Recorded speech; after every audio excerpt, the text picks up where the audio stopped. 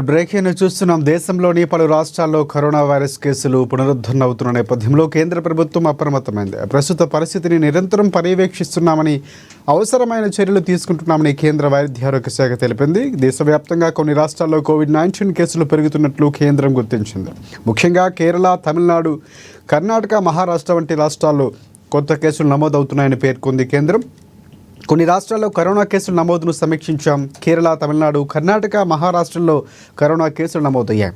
Virus సోకిన వారు ప్రస్తుతం ఇంటి వద్ద చికిత్సను పొందుతున్నారని కేంద్ర వైద్య ఆరోగ్య శాఖ ప్రకటనలో వెల్లడించింది.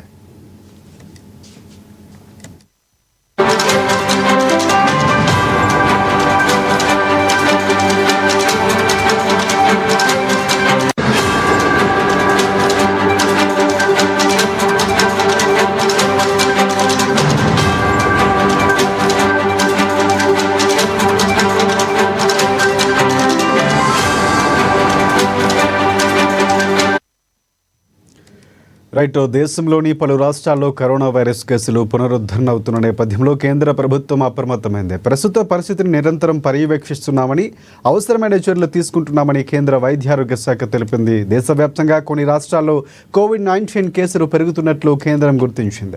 ముఖ్యంగా కేరళ, తమిళనాడు, కర్ణాటక, మహారాష్ట్ర వంటి రాష్ట్రాల్లో కొత్త కేసులు నమోదయ్యాయని పేర్కొంది. ఇక కొన్ని రాష్ట్రాల్లో నమోదును సమీక్షించామని కూడా వెల్లడించింది. వైరస్ సోకిన వారు ప్రస్తుతం ఇంటి వద్ద చికిత్సను పొందుతున్నారని కేంద్ర వైద్య ఆరోగ్య శాఖ ప్రకటనలో వెల్లడించింది.